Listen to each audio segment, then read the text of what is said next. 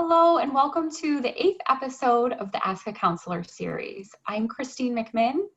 I'm Missy Petty. And I'm Kelley Navar. And today we're going to focus on the topic of anger. Yeah, so we thought to get this topic started, let's do a little bit of background about anger more as a concept. And I think what's important to remember about anger is that it's a second tier emotion, meaning that there's another emotion that's driving you to have that angry response. Another way you may have heard that talked about, and sorry, I want to use my hands, is the anger iceberg, right? So meaning above the surface, what you identify feeling or what other people may see you presenting with is anger, but under the surface are more complicated emotions, or maybe emotions that aren't as comfortable for you to be still with. Those could be things like feeling guilt, jealousy, hurt, anxious, hopeless, shame, any of those, and there are so many others.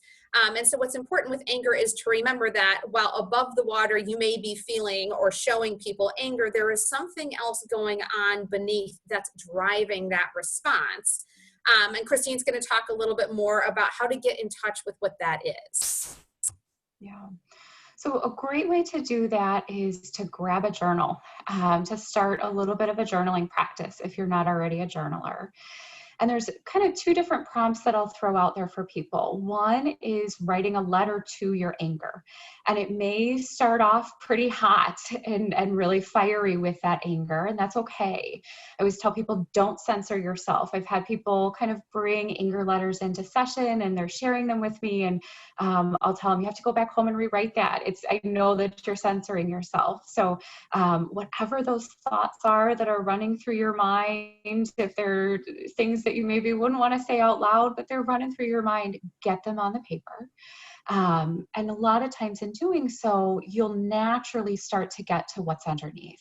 I'm angry because, and it'll just come spilling out on the paper. So that's one really great approach to it. Another way that you can kind of use a journal prompt is to let the anger talk to you.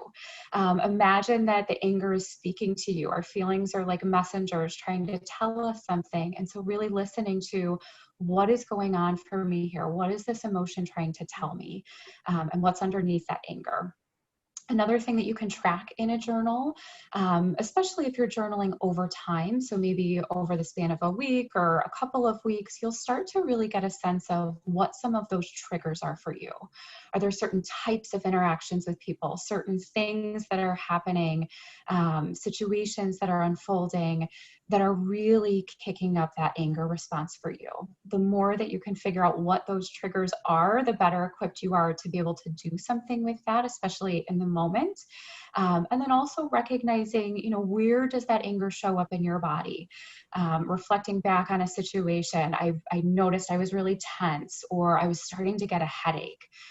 Just noticing those things again puts you in a spot then in the moment to be able to do something. So Kelley's going to talk a little bit about when anger shows up in that moment and you're catching it.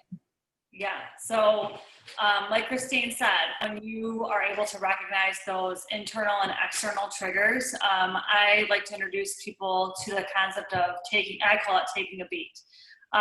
It can be kind of new because we live in this society that kind of immediate gratification and wants an immediate response. So especially if we're in a heated discussion with somebody, they say something and we're in that anger moment. There's this, we feel this expectation, I need to respond right away.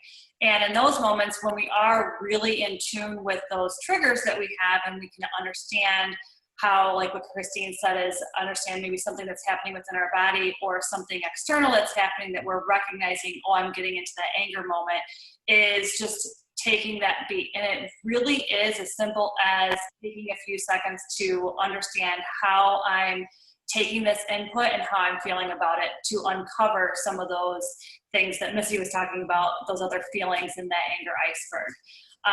Oftentimes a simple way of taking a beat, especially if you're in a discussion with somebody, is not necessarily parroting back what they said, but reiterating it and clarifying, using a clarifying comment of, this is how I'm hearing this, that type of thing.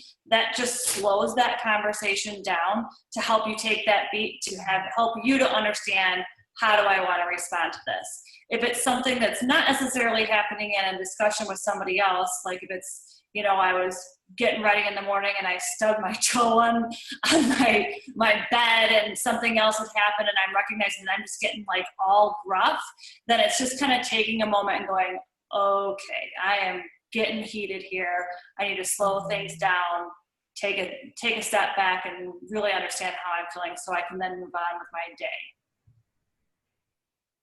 Yeah.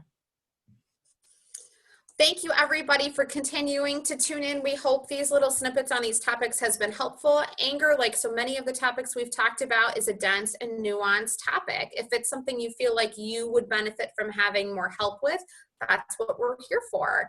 Please reach out to us at the counseling email, which is counseling@livingwellcrc.org. If you're finding that as far as you or your loved one's cancer diagnosis or bereavement goes, anger is something that's popping up frequently, that's something we're here to help you with. Stay tuned for future episodes and please reach out if there's anything we can do for you. Thank you, everybody.